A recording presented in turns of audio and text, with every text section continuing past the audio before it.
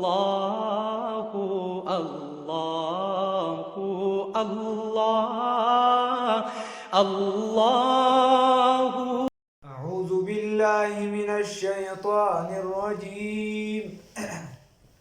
بسم الله الرحمن الرحيم. ويسألونك عن المحيض قل هو أذى فاعتزلوا النساء في المحيض ولا تقربوهن حتى يطهرن فإذا تطهرن فأتوهن من حيث أمركم الله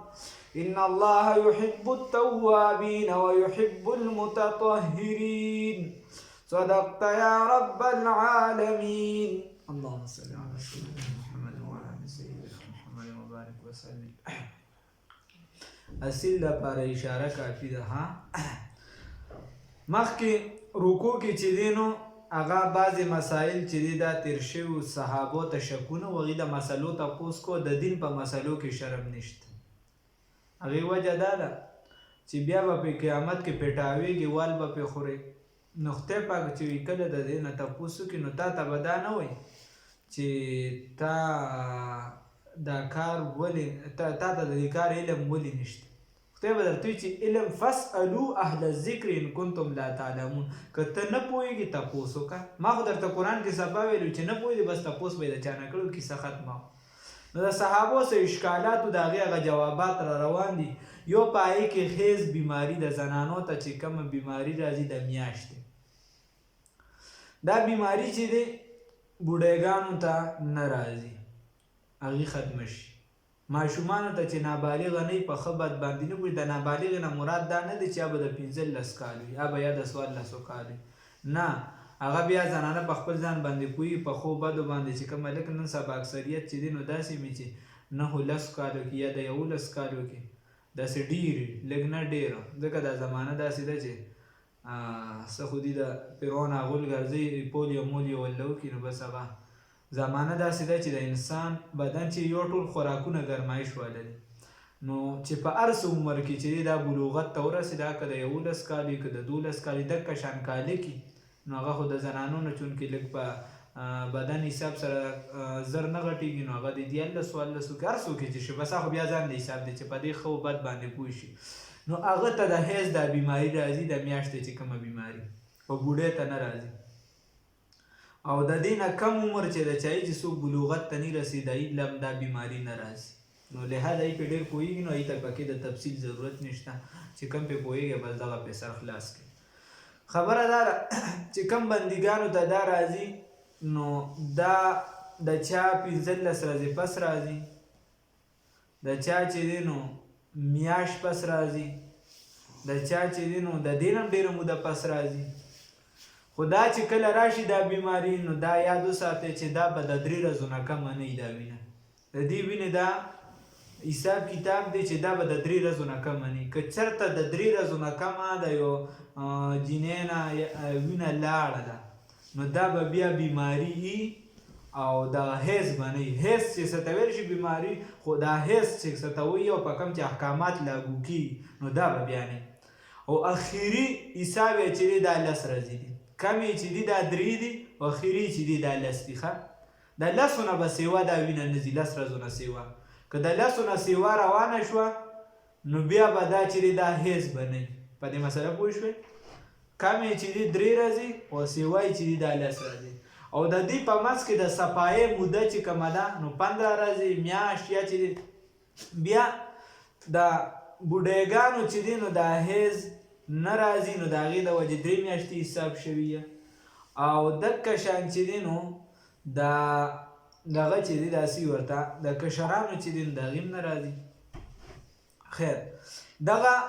حیض چې دی نو هر یو شي کې چې دی نو د خدای پاک چې دی قدرت دی. د کمې زنانه چې دا نه راځي نو هغه بیا د بچو مسایل اکثریت او بلکې بعضې چې نه کېږي د سره او چې کله د ماشومې تر څو ماشوم په حمل کې نه نو دغه وینه رابهیږي. خو چې ماشوم کله په حمل باندې شي دغه وینه بیا د دغه ماشوم خوراک شي هغه بیا هغه خوري او په هغې سره د هغه نشونما کېږي. او چې کله ماشوم له بیا پی ورکولی شي نو اکثریت داسې چې د څلوېښتۍ په دوران کې یا وغیره دی کې دا وینه نه راځي یو نیم وخت کې یو نیم زنانه راځي خو اکثریتو نه راځي خیر دا خو د دې ابتدایي خبرې او په دې باندې تاسو پوه شو اوس د یهودیانو خبره داسې نو دا زده کې ها د اخري چې د ټولو نه د 3 ورځو نه به داسې وایي او د 10 نه به زیاته نه د 3 ورځو نه به کمه نه 3 ورځې چې دی دا د کموالي مقدار دی نه میاشت کې چاله وینه راځي 15 ورځې پس راځي د 3 ورځو نه به کمه نه او د 10 نه به زیاته نه بیا زنانو ته خپل عادت معلومي څوک په 5 ورځو کې د وین نه پاکیږي څوک په 4 کې پاکیږي دا د فقه مسلې دي د شرم او دغه نه دي ځکه چې د رسول الله صلی الله علیه وسلم ویلي د رسول الله صلی الله علیه وسلم په شان حیاناک انسان بل نه د عائشه رضی الله تعالی عنها په شان پاکه زنانه بل نه و د فاطمه رضی الله تعالی عنها په شان پاکه زنانه نو صحابي چې د زنګ نه زیات حیادار وي عزتمند وي ویلي دي نو لہذا مونږ یې وایو صفای وایو نو او 10 ورځې چې د اخري مقدار اوس یو زنانه ده چې د دې عام طور د غوینه چې دا مسله ده ګورې دا زده کې په دې مسله ځان پوهېږي زنانه ده هغه په 15 ورځو کې پاکیږي په 15 ورځو کې د دې عادت دا دی چې د همیشه د پرده په 15 ورځو کې د دې وینه بندېږي 15 ورځې وشوې او د دې وینه بنده نه شوه په شپږم هم جاري ده په اووم هم جاري ده او په اوومه باندې بنده شوه وینه بنده شوه نو بس د دې عادت بدل شوی دی د 7 ورځو به حساب کتاب شي او کنه په اومه باندې بنده نه شوه اتمه نهمه لسمه یولسمه ورپسې روانه بس دا بیا بیماري ده دا هیز نه دی د 15 نه پس به دا کم منځونه چې دی نه دی کړي دا به دوباره کوي ټول دغه مخکې ورته معاف و دغه به کوي دغه شان د چا د 3 ورځو نه کم چې دی وینه لاړه دغه به هم چې دی نو دغه بیا دغه هیز نه دی دغه به نیسي داسې ورته مونځ به کوي یوه دا مسله شو یو چې کومه ابتدایي ماشوم یا دغه بلوغت وخت ورسېږي چونکې دې ته د خپل عادت پته نه وي چې بسو کې دا پاکه شو دا نه د دې عادت شروع شو اوس چې کله د دې د بیماری وي په دې حالت کې به دا څه نه کوي نو هغه درته قرآن پاک وایي ها د الله رب العزت ډېر زیات حیاناک دي ویسألونک او دې سوال کوي ستانه عن المحیض په باره د حیض کې قل ورته ووایه ای پیغمبره صلی الله علیه وسلم دې دا تپوس ولې وکړه د ګوره د زنانو چې د حقوق اسلام څنګه خیال ساتئ دا بل څه نه ساتئ داسې کار به و چې یهودیانو به کله په زنانه باندې دا بیماري راغله نو هغې به لرې چېرته په شاړه کمره کې پرېښوده په شاړه کې هغه کمرې ته هغې کور طرف ته به څوک تله نه هغه به تکه توره تیاره به صرف یو سړی بیا پکې پرېښود هغې کې به ټولې حیض واله زنانه وي صرف او یو بیلچې شانتې او هغې ته به یې لاس کې ښه اوږد لګولې ګوتې به یې هم دغې زنانه سره نه ټچ کولې په هغې باندې به یې چې دی لکه څنګه چې سپوله سړی خوراک ورکړي دکه شان به یې پرې خوراک د پاسه ایښي او د لورې نه به یې ورکول چې دا د پلانکې کور والا زنانه خوراک دی هغه دې خپل خوراک اوچت کړي تر څو چې به په دې دا بیماري وه یهودیانو به ورله ګوتې نه ور وړلې او مشرکانو به داسې کول چې هغې به که دا بیماري وه او که نه وه چې څنګه به یې مخکې دغه زنانه سره نزدېکت اختیار او دې سره به یې کوروالي وغیره کو دکه شان به د بیمارۍ په حالت کې هم کو دکه شان به د بیمارۍ په حالت کې هم کو نو چې د بیمارۍ په حالت کې کې نو یو خو د الله د حکم خلاف ورځي د بل د دې نه بلا بیمارۍ جوړېږي دې نه د بدن سوځېدو بیمارۍ جوړېږي دې نه نورې بلا بیمارۍ دې هغه ته جوړېږي نو الله رب العزت نه نو صحابو دغه تپوس وکړه د دې وجې د دې په ذهن کې شک و چې اوس موږ څه وکړو نو الله رب العزت ورته دغه لاره وښوله هغه څه شی ده یسألونک دې سوال کوي ستانه عن المحیض په باره د حیض کې قل ورته ووایه ای پیغمبره صلی الله علیه وسلم هو دا حیض چې دی اذن یو ګنده وینه ده یوه ګنده څیز دی فاعتزلوا النساء بس ځان بچ کې د زنانو نه فی المحیض په حیض کې ولا تقربوهن او نزدېکت مه کوئ د زنانو سره حتی تر دې پورې یطهرن چې دي پاکي شي چې زنانه تر څو پاکي شوي نه نو سړی او ښځه دا به نزدېکت نه اختیاروي یعنې مخصوص اعمال چې کوم د زنانه او د سړیو د خپل ترمنځ افعال هغه به نه کوي د نوم نه واله تر پونډۍ پورې چې کوم د هغې نه پیدا حاصلول دي د دغه بدن نه هغه به سړی او زنانه دا به نه حاصلوي او نور که چېرته ضرورت نور بدن وغیره د هغې پاک دی بدن یې پاک دی عایشه رضی الله تعالی عنها فرمایي چې رسول الله صلی الله علیه وسلم اعتکاف ته ناست ګوره هغه صحابي وي هغې په شان حیانا کې نه وي ها هغه ډېرې حیادارې وې. هغه وایي ګوره په خپله کیسه ذکر کوي. او رسول الله صلی الله علیه وسلم په جومات کې اعتکاف ته ناست و. د مسجد نبوي دیوال او د عایشې رضی الله تعالی عنها د کمرې دیوال چې دا مشترکه و، لکه څنګه چې د کورونو په منځ کې د دواړو شریکې دیوالې د یو کور او د بل، دغه شان د جومات او د هغې د کمرې دیوال شریک و، نو په هغې کې د هغې کمرې ته کړکۍ وه. رسول الله صلی الله علیه وسلم اعتکاف ته ناست و، نو د اعتکاف نه وتل نشته د لمبلو دپاره یو څه بل څه، خو صرف سر یې معمولي وربار که او عایشې رضی الله تعالی عنها ته وایي چې دا سر مې سر راله ووینځه. هغه ورته وایي چې قربان رسول الله صلی الله علیه وسلم زما خو ماهانه بیماري ده، حیض مې دی. رسول الله صلی الله علیه وسلم ورته هیر دی ستا لاسونه پاک دي، په دې حیض نه دی. نو نور څه کولی شي، روټۍ پخولی شي، هر څه کولی شي، لاسونه یې پاک دي، نور بدن یې پاک دی، خو د دغې خاص د نوم نه واله تر پنډو پورې دغې پورې چې دا بندیز دی د الله رب العزت د طرف. خیر یو خو دغه شي. بیا بل چې دی نو دغه شان عایشه رضی الله تعالی عنها فرمایي، نورې صحابي مختلف هغه وایي چې رسول الله صلی الله علیه وسلم عایشه رضی الله تعالی عنها وایي یو بیر رانه مصله وغوښته چې دا مصله ونیسه زه نفل کوم څه. وایي ما ورته چې جي زما خو حیض بیماري ده، وایي ما ته چې حیض دی ستا لاسونو کې حیض نشته. نو دغه کې کولی شي، خو نور کوروالې وغیره دا بند دي. ولا تقربوهن او نزدېکت مه کوئ د خپلو زنانو سره حتی تر دې پورې یطهرن چې دې پاکې شي. فاذا تطهرن بس هر کله چې پاکې شي فأتوهن بیا راتګ وکړئ دغې خپلو زنانو ته من حیث د هغه طرف نه امرکم الله چې حکم کړی د الله رب العزت تاسو ته، چې تاسو ته الله رب العزت د کوم جانب نه حکم کړی دی نو هغه جانب به استعمالوئ. د هغې نه علاوه د حرامو طرفونه چې هغه بس حرامو طرفونه به نه استعمالوئ. کم طرفونه چې اسلام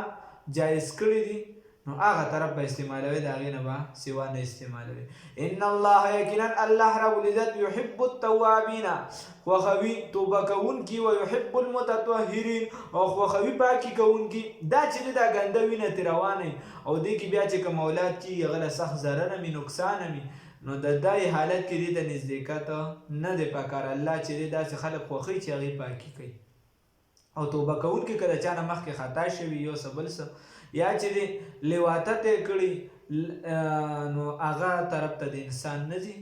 او انسان دی چې د الله رب العزت نه توبه وباسي. نساؤکم دا ښځې ستاسو دي، دا ښځې ستاسو حرث لکم فصل دی د ستاسو دپاره، په شان د فصل دی د ستاسو دپاره. فأتو بس راتګ وکړئ حرثکم فصل خپل ته پټي خپل ته انا شئتم څنګه چې تاسو غواړئ. وقدموا لانفسکم او وړاندې ولیږئ د خپلو ځانونو دپاره، ځکه چې صرف د زنانه او د سړي د میلاب نه یا د نزدېکت نه به مراد صرف چې دی نو هغه خپل خواهشات پوره کول نه وي، بلکې رسول الله صلی الله علیه وسلم فرمایي د داسې زنانو سره چې دی ودونه وکړئ چې هغه بچي ډېر راوړي، ځکه د قیامت په ورځ باندې به زه ستاسو په ډېروالي فخر کوم. ستا لپاره به دا بچي سفارش کوي د الله رب العزت په دربار کې. رسول الله صلی الله علیه وسلم به فخر کوي یا به خوشحالیږي. نو کوم چې دا نارې مارې چې بچې دوه چې دا چې دین دا هسې ګپ شپ دی، الله رب العزت د حکم خلاف ورزي ده. دکه شان خاص بدن چې دی د زنانه چې دی یا د مردانه دا د مخ کې شا طرفونه وغیره دا ټول په اسلام کې بند دي. دلته ځکه دغه ذکر شي چې کم چې درته الله حکم کړی دی هغې طرف ته راشي. واتقوا الله ویریږئ د الله تعالی نه واعلموا پوه شئ انکم ځکه چې قرآن دی نو څوک دا خو به ویلي واعلموا پوه شئ انکم یقینا تاسو ملاقوه ملاقات کوونکي د دغه الله سره. وبشر المؤمنین او زیر ورکړئ د مؤمنانو ته. ولا تجعلوا الله او تاسو مه ګرځوئ الله رب العزت لره عرضة نشانه لایمانکم دپاره د قسمونو خپلو. دغه بل بره چیزونو په دې سبقونو باندې بعضې که زنانه څه د حیض وغیره مسایل نو هغه بیا داسې تپوس وکړئ وغیره مونږ خو پې نور دې کې بلا مسایل دي، خو تر کومې پورې چې ما ویلی شو نو خو درته ما ووي بالکل په ډاګه باندې، او چې کوم ځایونو کې څه شکي یا څه مسلې نو هغه تپوس وکړئ. په دین کې شرم نشته. صحابو دغه ما تاسو ته وي نورې بلا واقعیت دی یاره خبره صفا کړې. الله رب العزت باندې بوس بعضې خلک قسمونه خوري. ای قسمونه څنګه خوري؟ قسم دی چې زه به دا کار نه کوم، یا قسم دی چې زه به پلانکي سره خبرې نه کوم، قسم په الله یا والله. دا دغه والا ته پته دا خاص کر چې افغانستان والا سره څوک پاتې شوي یا دغه طرفونه یا پېښور والا ته وغیره هغې څه وایي والله قسم په الله بالله وغیره. هغې دا مضبوط قسم خوري، یا د افغانستان والا داسې کمزورې قسم نه خوري، یا د غرونو والا قبایلو والا پریدیان شو وغیره هغې ښه مضبوط قسم خوري. وی والله نو دغه قسم چې دا والله بالله تالله وغیره دا هم مضبوط دي. نورم چې کم قسم عرف کې ورته قسم ویل شي فقهاوي دا هم قسم دی. نو الله رب العزت باندې ایس بي سوی قسمونه مخرج تاسو چې زه به د پلانکې کار نه کوم او د نیکې کار نه کوي وغیره دا الله رب العزت نه خوښوي. ولا تجعلوا الله او تاسو مګرځوئ الله رب العزت لره عرضة نشانه لایمانکم د پاره د قسمونو خپلو ان تبروا چې تاسو به نیکي نه کوئ وتتقوا او تقوا به نه کوئ وتصلحوا او اصلاح به نه کوئ روغه جوړه به نه کوئ بین الناس په منځ د خلکو کې د خلکو په منځ کې به روغه نه کوئ. والله یقینا الله رب العزت سمیع اوریدونکی دی علیم علم والا دی. که چېرته یو انسان داسې قسم خوړلی چې زه به پلانکي سره خبرې نه کوم یا د پلانکي مخ به زه په کپن کې هم نه ګورم دا اکثر د زنانه وغیره ډېر وایي او زما مخ به هم ورته په کپن کې هم نه ښایي وغیره نو دا قسمونه به ماتوي. دا د ګناه قسمونه دي. دغه شان عایشې رضی الله عنها قسم خوړلی هغه مات کړی رسول الله صلی الله علیه وسلم په خپله خوړلی هغه قسم یې مات کړی وغیره الله ورته حکم وکړو چې دا قسم مات کړه. اوس الله رب العزت وایي 3 قسمه قسم دی. یو قسم دا دی چې ته وایې چې بھائی دا کار ما نه دی کړی دا کار ما نه دی کړی او ستا په زړه کې دې ته یمین لغوه وایي ستا په زړه کې دی چې دا ما کړی نه دی ماضي کې تېره شوې زمانې خبرې کوي تا ته دا پوه یقین چې دا کار ما د سره کړی نه دی او هغه بیا تا ته پته ولوي چې دا کار خو شوی دی نو ته ګناهګار نه یې ځکه چې ستا اړه کې دا ښه پخه وه چې بھائی دا خو نه دی شوی او نه په تا باندې څه کفاره شته. صحیح شو. او یا ستا د خولې نه هسې قسم وځي اکدم قسم وځي ستا ورته خیال هم نه و د اړه نه دې هم نه ویلی. صحیح شو. دویم نمبر یمین غموس ورته ویلی شي چې ته قصدن په یو څیز باندې قسم وخورې چې دا ما نه دی کړی چې دا ما مثال په طور تا د څوک وایي چې تا خو پلانکي له پړک ورکړي ته ورته چې قسم په خدای که ما پړک ورکړي ما ورکړی نه او تا ته ښه پته چې دا پړک ما ورکړی دی یا تا ته وایي چې تا خو پلانکي سره جګړه کړې وه یا پلانکي سره دا خبره ته ورته چې ما ډو کړی نه ده په خدای قسم وخورې نو دا قسم چې دی په دې کې کفاره نشته او په دې به د خدای راټینګوي خدای به دې راټینګوي کفاره پکې نشته. دریم نمبر قسم داسې چې یو کس وایي چې زه به دا پلانکي کار نه کوم مثال په طور ما سره دا د اوبه پرتې زه یم چې دا اوبه به زه نه څښم په خدای قسم وخورم او زه بیا دا اوبه وڅښم نو بیا به زه کفاره هم ورکوم او توبه به م وباسم. کفاره څه شی ده د قسمه نو یا به چې دی 2 مسکینانو له چې دین دا څه ورکوي دا به روټۍ ورکوي 2 مسکینانو له به روټۍ ورکوي یا څونه ورځي ها د 2 وخته روټۍ به ورکوي 10 مسکینانو له 2 وخته روټۍ 10 غریبانانو له او یا به چې دی نو 10 غریبانانو له چې دی نو دی له به جامې ورکوي داسې جامې چې دی بدن پکې پوټېږي چې مونځ پکې جایز وي. صحیح شو. 3 قسمه قسم شو چې یو ته وایې چې ما एकदम دې د خولې نه څه ووته یا ته وایې چې ما دا کار نه دی کړی ستا په اړه کې هم دی چې ما دا کار نه دی کړی او بیا تا ته پته وي چې دا خو ما کړی نو خیر دی ګناهګار پرې نه او کفاره هم نشته. بل دا قسم چې ته وایې چې دا کار ما نه دی کړی او هغه تا کړي تا ته ښه پته وي نو بیا ګناهګاري کفاره پرې نشته. دریم نمبر دا چې ته وایې چې دا کار به زه نه کوم هغه بیا وکړي نو بیا به یې کفاره هم ورکړي او توبه به م وباسي. 10 مسکینانو له جامې کپړې مپړې یا چې دی نو 10 مسکینانو له روټۍ د 2 ټیمو ښه د 2 ټیمو. لا یواخذکم الله نه نیسي الله رب العزت تاسو لره باللغو په قسمونو باللغو فی ایمانکم په لغو قسمونو سره ستاسو ولکن یواخذکم لیکن نیسي تاسو لره بما په هغه سره کسبت قلوبکم چې کړي ستاسو زړونه والله الله رب العزت غفور بخنه کوونکی دی حلیم تحمل والا دی حلیم تحمل والا دی.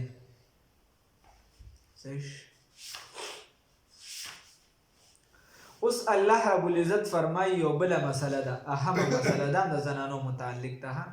اوس درته لږ اسانه شو خیر ده سخته سر کې ایتونه ډېر سخت هغه دا ده چې ایله ورته ویلی شي ایله دې ته ویلی شي چې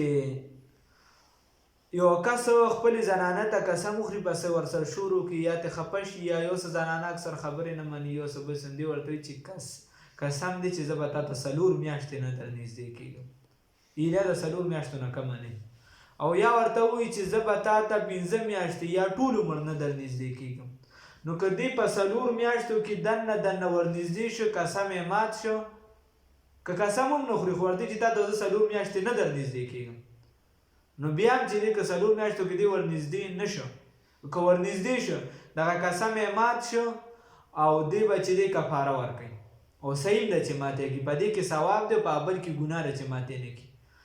او که یو کس ووایي چې زه به نه در نږدې کېږم او دې که لږ وخت هم یاد کړو 4 میاشتې دې نږدې نه شم، یا چې دې 4 میاشتې یاد کړي یا ټول عمر یاد کړو دې 4 میاشتې نږدې نه شم، چې 4 میاشتې دې نږدې نه شم، نو دا اوس طلاق وګرځېده. څه وګرځېده؟ یو طلاق باین وګرځېده. دا په خپله بس یو طلاق واقع شو. اوس د ده نه دا ښځه جدا شوه، اوس دوباره نکاح به تړي بغیر د بل خاوند نه، بل ته به نه نږدې کېږي، دوباره به نکاح وتړي، بیا د ده ښځه شوه، بیا د ده ښځه شوه. یو خو دا شوه، یو دا طریقه شوه. نو په دې سره چې دی دغه زنانه د ده واپس شوه. د دې وجې حدیث کې منع راغلی ده، منع راغلی ده چې کوم خلک د داسې قسمونه نه خوري او که داسې چېرته وخوري نو خیر دی بیا د خپلې زنانه ته زر تر زره نزدېکت کوي. که په 4 میاشتو کې دن نه وکړه، که 4 میاشتو قسم یې وخوړ او دننه پکې ورته وي 4 میاشتې به تا ته نه در نږدې کړم، د طلاق لفظ یې نه استعمال کړی، وایي چې او نیت کې هم طلاق نه وي، صرف ورته دا وایي چې 4 میاشتې به در نږدې کېږم نه، او بیا دې پای کې دننه ور نږدې شي نو کفاره به ورکوي، قسم یې مات شي، او بهتره دا ده چې قسم مات کړي ور نږدې شي. او که 4 میاشتې پوره شي نو بیا یو طلاق شو او هغې ته طلاق باین وایي، هغه د نکاح نه بغیر بیا دا ښځه د ده لپاره جایز نه، نکاح به کوي. او یو بل طلاق دی هغه وروستو را روان دی. للذین لپاره د هغه کسانو یولونه چې ایله وکړي چې قسم اوچتوي من نسائهم، په قسم اوچت کړي په باره د ښځو خپلو کې، تربص انتظار کول دي 4 اشهر 4 میاشتې، فإن فاؤوا بس که چېرته دوی واپس شي، فإن الله بس یقینا الله رب العزت غفور بخښنه کوونکی، رحیم رحم کوونکی. اوس که دوی واپس شي نو دا الله غفور رحیم دی، بس بهتره دا ده چې واپس شي. خو اوس که چېرته دوی د طلاق اراده کړي، د جاهلیت په زمانه کې به داسې کار و چې هغې به ښځه پسه چل رنځوله، نو هغې به ورته وي چې یو طلاق مې درکړه، نو چې د هغې به عدت پوره کېده بیا به بل ته وړېده، نو دوی به ورته بیا رجوع کړه، نو بیا به یې ایساره کړه، بیا به یې ایسارونه رنځوله، بیا به چې وخت بیا به ورته یو طلاق مې درکړه، نو په دې چل به په هغې بلا زمانه هم تېره کړه، پرېښودلې به یې نه او تنګولې به یې په کور کې. الله وایي داسې مه کوئ. وإن عزموا الطلاق، او که چېرته دوی عزم کړی وي د طلاق، که چېرته اراده کړې وي د طلاق، فإن الله بس یقینا الله رب العزت سمیع اورېدونکی دی، علیم علم والا دی په جایزو شیزونو کې. چونکې جایز هم دی، جایز ځکه دی چې اکثر داسې چې یو خاوند چې یا د سره نشهیي پوډري هغه زنانه چې ده نو هغه کفر طرف ته بوځي، زنانه بلا کیسې راتېږي، خیر چې کفر طرف ته راشي بیا د سره نکاح خپله ماته شوه، خو زنانه چې ده نو د هغې د سره چې دی نو د بس د هغې ژوند د انسان ژوند نه د هغې نه نور هم بلا کیسې راتلی شي د زنانو سړو چې دی د هغې د وجې اسلام جایز کړی دی. خو په جایز شیزونو کې خدای ته د ټولو نه ناخوښه چې دی طلاق دی، ځکه چې دې سره 2 خاندانونه د همیشه دپاره ټوټې شي، د همیشه دپاره جدا شي. دا یو لفظ دی خو د دې سره شیطان په دې ډېر زیات خوشحالېږي. راځي کتابونه کې دا شیطان وایي چې کله دا سړی او ښځه غوسه شي یا د دې جګړه مګړه یا یو بل ته کارېدلي وي، د دې په بدن کې زه د وینې په شان منډه وم راوم او یو بل ته یې راغوسه کوم چې کله به د دې سړي د خولې نه د طلاق لفظ وځي، بیا ډېر سخت کار دی. د دې وجې ډېر زیات احتیاط پکار دی. نو که د طلاق نه بس ځان بچ کول پکار دي، زنانو له هم احتیاط پکار دی، سړو له هم ډېر زیات احتیاط پکار دی. او چې هیڅ به هیڅ او یو زنانه چې د خاوند نه طلاق والي نو د جنت بوی هم پرې حرام دی. والمطلقات و دا طلاق یافته ښځې، اوس چې کومه ښځه طلاقه شي دا باره کې دا طلاق یافته ښځې یتربصن انتظار به باسي، انتظار به کوي بانفسهن په خپلو ځانونو باندې، انتظار دي د دوی دپاره بانفسهن په ځانونو خپلو باندې 3 قروء 3 حیضه به انتظار کوي. ها تاسو ته چې ما کوم د حیض دا مسله مخکې هم دکه شان چې 3 حیضه مثال په طور دې طلاق اسلام طریقه دا ده چې په پاکوالي کې به طلاق ورکوي، چې زنانه پاکوي نو یو طلاق به ورکړي، بیا چې په دې به حیض تیر شي، بیا چې پاکي راشي بیا به طلاق ورکړي. دا اسلام دا دومره ډیل پکې ولې راولي؟ دا وجه دا ده چې دا کور روان نشي چېرته. اول دی چې دی نو ښځه خاوند خپلو کې خبره سمه کړي، که خپل بیا د کور څه مشران راجمع کړي په هغې مونه شوه، بیا د خاندان څه مشران راجمع کړي په هغې مونه شوه، بیا د کلي څه مشران راجمع کړي، پس د هغې هم چې ونه شوه بیا د خیر دی د خاوند لګوي دا زنانه دی ګزار مزار دی ورکړي چې سمه شه وړې روانې مه کوه. نو که بیا هم چېرته نه سمېږي نو بس بیا خو د هغې بله لار نشته، نو بس بیا هو اسلام چې دی نو بس اخري دغه ده چې بس بیا که د سره د دې طبیعتونه نه لګي نو اسلام کې بلا بیا ضرورت دی بس بیا جایز دی، خو چون کې اخیری بس حد دا دی چې بیا طلاق دی، د لومبني چې دی نو بس چې طلاق را نشي تر اخري حده پورې. اوس که چېرته یو زنانه او ښځه چې دی دا جدا شو نو 3 قروه 3 حیضه به چې دا به انتظار ځان په دغه باندې په ځان باندې تېروي، 3 حیضه به تېروي او 3 حیضو کې به 3 پاکو کې به طلاق ورکوي. او د دې لپاره چې دی نو تر هغې چې تر څو دا په عدت کې نو بل سړی ورسره واده نشي کولی. والمطلقات دا طلاق یافته ښځه یتربصن انتظار به کوي بانفسهن په خپلو ځانو باندې 3 قروء 3 حیضه ولا يحل لهن حلال ندی د دې لپاره ان یکتمنا چې پټ کړي ما څه خلق الله چې په رحم چې پیدا کړي دی الله تعالی برحمهن په رحمونو د دې زنانو کې ان كنا کچر د دې یومن ایمان ساتي بالله په الله باندې والیوم الاخر او ورځ د آخرت باندې. خبره دا ده چې دا ماشوم چې کله په رحم کې پیدا شي نو سړي ته داسې پته نه لګي، زنانو ته یې ډېره ښه پته وي. نو الله رب العزت وایي چې اوس دا چې کومې ښځې له طلاق ملو شي یا کومې ښځې خاوند مړ شي د دې عدت په یو څو طریقو سره دی چې که په خېټې ماشوم وي دا ماشوم چې تر څو پیدا شوي نه دا په عدت کې خاوند کار به وخت تېروي چې خاوند روټۍ هر څه ورکوي او د پردې خیال ساتي نو دا به خاوند کار وخت تېروي او په هغه باندې لازمي ده چې دې له بنان نه په کار څه ورکوي چې ماشوم پیدا شي بس د دې عدت ختم شو. اوس که دا ماشوم په 10 ورځو کې پیدا شي هم د دې عدت ختم دی، که په میاشت کې پیدا شي هم ختم دی، او که په 8 میاشتو کې او په 9 میاشتو کې پیدا شي هم د دې عدت ختم دی.